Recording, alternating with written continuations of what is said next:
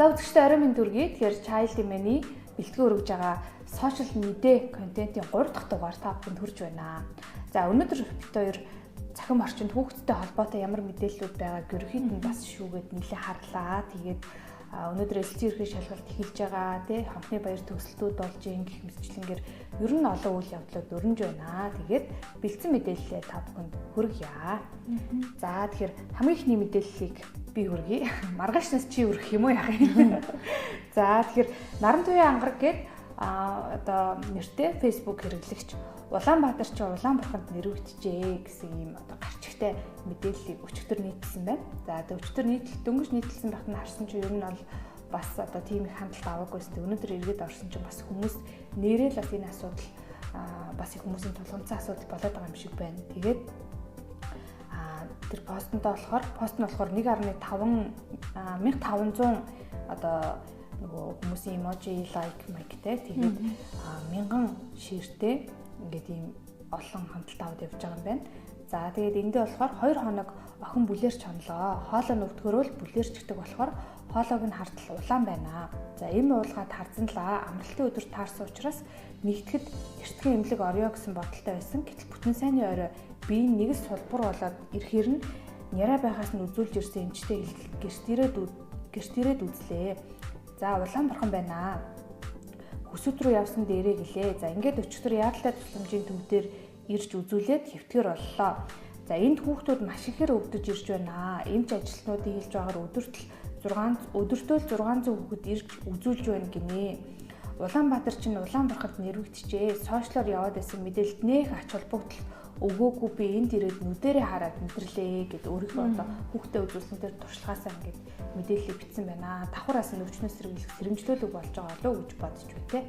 За миний ихний мэдээ болохоор за Tommy Түмэ гэсэн хаягтай Facebook хэрэглэгч одоо Увс аймагт одоо элсэлтийн ерхий шалгалтыг 800 авсан. За Увс аймагт элсэлтийн ерхий шалгалтад 800 авсан хүүхэд бүрийг 5 сая төгрөгөөр 750-аас 799 он авсан хүүхдүүдийг болохоор 3 сая төгрөгөөр за тэдгээр хүүхдүүдийг бэлтгэсэн багш нарыг нь 1.5-аас бас 3 сая төгрөгөөр шагна гэсэн ийм мэдээлэл байна гэсэн пост. Тэгээс нилээдгүй их хандлтыг авсан байна. Хэдэн лайк шеэртэй? 2.5 мянган одоо реакшнтэй. За шеэр нь бол бас 170-аад ширтэй. Тэгээд 100 гаруй сэтгэгдэлтэй. Зүг. Би бас овсын нөгөө албаны хаяг руу орсон чинь наад мэдээлэл чинь бол яг үнэ албыг сурвалж чинь эсрэг дарга нь бас гаргацсан байх шиг байсан. Харсан чинь тэгээ би үний юм байна да гэж харж ирсэн. Одооний одоо шалгалт өгж байгаа хүүхдүүд бас хөнгөө урамшуулах боломжтой болсон байна тий. За окей. За тэгэхээр миний дараагийн мэдээ. Ерөнхийдөө өсвөр насны хүүхдүүдтэй нэг эцэг эхчүүдэд хэрэгтэй мэдээлэл шиг санагдаад бас аваад ирлээ. Тэгээд гүнж төв гэх төрөмс байгууллагын Facebook хуудсан дээрх мэдээлэл байгаа. Francis Center гэж бичсэн. За энэ дээр болохоор охидын биений эмний талаарх миний тусалтай өдрүүд сургалт зарлалаа. Тэгээ 9-11 насны охидод зориулсан анхны биений эмнийхэн талаарх одоо сонирхолтой сургалтыг зохион байгуулах гэж байна гэд сургалтандаа болохоор хүүхдүүдэд ерөнхийдөө нас сэтгэхүйн онцлогтод тохируулаад энэ биений эм сарын тэмдэг гэдэг чи юу байдгийг гэдэг талаар мэдээлэл одоо өгнө. Тэгээ анимашны видео одоо үзүүлэн те. Тэгээ сонирхолтой одоо ингэ сургалтыг хэрэглэхтэн өдөр бас ашигладаг гэсэн. Тэгээд хамгийн гол нь 6 сарын 21-нд энэ 7 хоногийн Бэм паркт эхлэх юм байна сургалт нь. Тэгээд 1 цагаас 3 цагийн хооронд юм байна өдөр. Үн төлбөргүй тэгээд хамгийн гол нөгөө хамруулах хүүхдийн тоон хязгаартай юм байна л да. Тэгэхээр эцэгчүүд маань миний тусалтай өдрүүд гэж Facebook дээр бичиж тайран сургалтын мэдээлэл гараад ирэх бах. Хэрвээ өсвөр насны охидтэй те яаж энэ одоо сэдвэр ярилцгаа мэдэхгүй байгаад юм бол энэ мэргэжлийн өмсгөн сургалтанд авч асуулгачвал бас тэмтэй болох нэ. За миний дараагийн мэдээ Амар Баясгалангийн баяр гэдэг одоо нийслэлийн иргэдийн төлөөлөгчдийн хурлын даргын Facebook байх шиг байсан. Тэгээд явган хүний замаар явж байгаад тэгээд скутер одоо мопедэд мөргүүлээд бүр одоо хүнд бэртэж байгаа хүмүүсийн тоо бол ерөөхдөө нэмэгдэж байгаа. Тэгээд ийм учраас одоо зам дээр замбраагүй тавьсан мопед скутерээс болоод хүүхдийн хэрэгтэй буюу одоо хүүхдээ түрээ явж байгаа ч юм эсвэл харааны бэрхшээлтэй хүмүүс одоо яг тэр явгууны замаар явхад юм хүндрэл учирж байна. За ийм учраас одоо скутер мопед түрээсэлж байгаа аж ахуйн нэгжүүд тэгээ одоо бусад төрийн байгууллагуудад 7 хоногийн хугацаатай үүрэг өгсөн талаараа бичсэн байсан. Энэ үүрэг нь болохоор ямар чиглэлтэй байсан бэ гэхээр одоо тухайн скутер мопедийг одоо тодорхой таних тэмдэгтэй байхаар юм зохицолтой болгох. Нөгөөтэйгөр бас хүний хөдөлгөөн ихтэй тийм бүсүүдэд болохоор скутерийн хурдыг цагт 8-10 км-с одоо ихэхгүй байх талаар одоо судалж танилцуулах юм хоёр одоо төрлийн юм үргийг өгсөн талаараа бичсэн байна. За цаг үеийн шин чанартай бас мэдээлэлтэй. За дараагийн юм болохоор бараг 400 гаруй мянган хүн үзсэн нэг бичлэг байсан. Тэгээд Тамира MJL бодлоо Монгол үдгийн төвчлэн болоо гэдэггүй Тамира MJL гэсэн. Эсвэл MJL радио хүн болоо. Ийм хүн Facebook дээрээ за хятадын нэг одоо сошиал хаяг дээр тавигдсан бичлэгийг оруулж ирсэн байна. Нийтэлсэн байна. За тэгээд энэ нь болохоор нэг хүн одоо ингээм мопедтэй явж байгаа. Одоо зураг гарчаа. Тэнгүүд яг ингээд мопедтэй урагшаанаага явангууд гинт машины хаалга онгоогоод тэгээ машины энэ хаалгыг энэ хүн мөргөөд цаашаанаага ингээд шидэгдэнгүү цаанаас иржсэн автомашин дайруулчихж байгаа байхгүй. Тэгэхээр нөгөө нэг энэ мопед скутер энэ чинь бас ийм аюултай шүү. Дугуй мопед мотортой хүүхэд залуус анхааралтай аваарай гэж сэрэмжлүүлэг болгоод бичлэгийг нийтэлсэн байна. 1000 сонсохоор нэг үзэгч те. За миний дараагийн нийтлэл энэ өнөөдөр бас фэйсбүүкээр нэлээ явсан нөгөө иргэний пост хийсэн. За чавхлан хүүхдэд Тэмүүжин гэдэг энэ хүүхдийн одоо материал болоод элсний ерхий шалгалтын шаардлагатай бичиг баримтууд явж исэн байлээ. Тэгээд олоод одоо энэ 13 дугаар хорооллын түн бол дийлгүүрт ингээ үлдээлээ шүү. Тэг мэддэг хүн байвал одоо шеэрлээрээ өнөөдөр яэштэй өдөр шүү гэд. Тэг нөгөө хамгийн гол нөгөө өөрөө болохоор ингээ аваачиж өгөх гэсэн чинь нөгөө хүүхдээ тийврээд ингээ ганцаараа хөдөө явах гээд яарж исэн учраас ингээ үлдээлээ шүү гэ нэлийн дэлгэрэнгүй бас нөхцөл байдлаа битсэн байх шиг байсан. Тэгээд дараа нь нөгөө хүүхднээс олж аваад өөрөө бас ярилцлага өгсөн байх шиг харагдчихсэн. Тийм байна. Бүр айгүй том тус болсон байж шүү дээ. Одоо чинь өнөөдрөөс эхлүүлээд 21-ний хүртэлтэй элдийн шалгалт. Одоо яаш гэж хэлэхээ бараг болж байгаа. Элдийн шалгалт нэртэй болж байгаа те.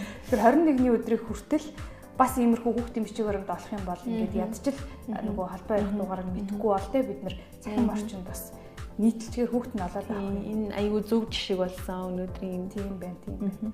За тэгвэл миний дараагийн мэдээ болохоор ер нь нөгөө нэг манайх чинь хүүхдүүд юу хүсэж байна гэд хүүхдүүдийн санаа бодлыг сонсдог ингээд богино нөгөө нэг ярилцлагууд аваа явдаг. Тэгэхэд 10 жилийн сурагчид бол ялангуяа нөгөө нэг одоо ахлахангийн сурагчид өдөр сургууль дээр нөгөө хоол иддэг болмаар байна гэдэг ийм нөгөө нэг санаачлагыг гэх юм уу ийм зүйлийг ер нь аюу хэлдэг байхгүй юу манайд.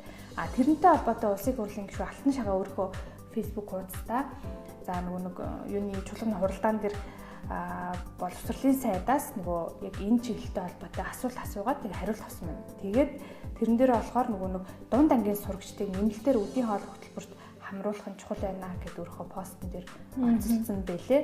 Тэгэхээр би дунд ангийн сурагчдад одоо энэ сайд маань хоол өгөх юм болов уу гэд бодоод яриаг нь сонслоо. Тэгээд энэ ярианых нь хэсгээс бас хэдүүлээ товчхон сонсоод байна те.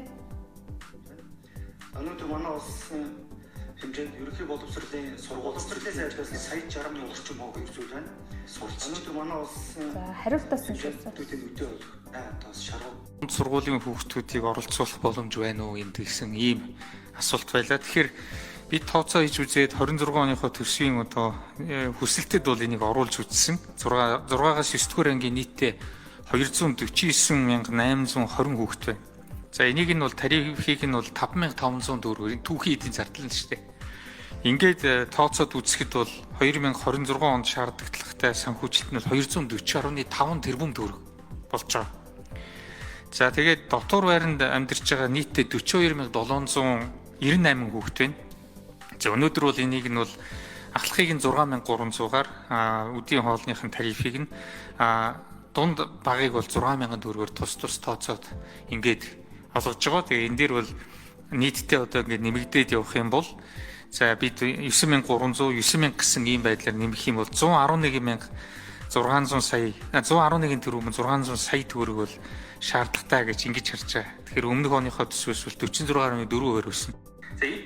За энэ тооцоо бол хийгдсэн байна.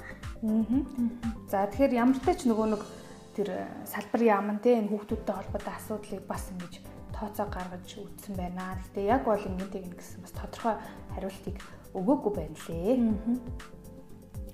За миний сүүлийн мэдээ бас одоо энэ манай байгууллагын дэрэгдэх сэтгүүлч хүүхэд одоо зуны хөтөлбөр бас өмнөх нэг дугаар дээр бас товчхон хэлжсэн тийм. За тэгэхээр сэтгүүлч хүүхэд сургалт маань болохоор 1 сарын хугацаанд за 7 хоногт бол 2 өдөр хичээллэхээр байгаа. За тэгээд сэтгүүлчийн ажилд одоо шаардлагатай ур чадварт суралцах замаар хүүхэд өөрийгөө хөгжүүлээд магадгүй одоо өөртөө байгаа тэр унган одоо авьяасаа ингээд нээж илрүүлэх юм боломжийг олгох зорилготой. За тэгээ мэдээч одоо зуны 3 сарын амралтыг бас 1 сарыг нь ч гэсэн маш гоё үр дүнтэй, үр бүтээлтэй өнгөрүүлэх юм боломжийг олгохоор бас онцлог байгаа. За тэгээ сургалтын явцад мэдээж одоо хичээлээс одоо олж мэдсэн тэр зүйлийг ашиглаад подкаст хөтлөх, рил хийхтэй. За мөн одоо өөрсдийн гэсэн юм бүтээлтэй, за мэдээж төгсгөхтэй юм сургалтанд хамрагдсан одоо сэтгүүлч хүүхэд болсон дээ сертификаттай төгсгөр байгаа. Тэгээд мэдээж сурагчдын бүтээл манай Child Aim-ийн сайтад бас байршихаар байгаа. Тэгэхээр энийг бас эцэгчүүд манаас цааш нь түгээгээд бас хүүхдүүдэд хэрэгтэй одоо хүүхдүүдэд бас дамжуулж өгөөрэй гэж хэлэхээр байна. За тэгэхээр энэ төрөд өнөөдрийн сошиал мэдээ контентын дугаар энэ төрөд өндөрлж байна. Тэгэхээр маргааш бас хүүхдтэй холбоотой ямар мэдээллүүд цахим орчинд явж байна те. Дараагийнхаа дугаарт магадгүй TikTok, Facebook, за одоо X те, Twitter, YouTube гэдэг ч юм уу бас ингээд өөр одоо сувгуудыг бас битээр шүүж үзэх болно. За эхний дугаарууд дээр ямар те монголчуудын хамгийн их хэрэглэдэг Facebook дээр ямар төрлийн мэдээллүүд илүүтэй явж өгнө гэдгийг шүүгээд явж байгаа. Тэгээ явж чангарнаа. За энэ хүртлүүцэнд баярлалаа. Та бүхэн бас манай доор харагдаж байгаа мэйлэр бидэнтэй холбогдож болно.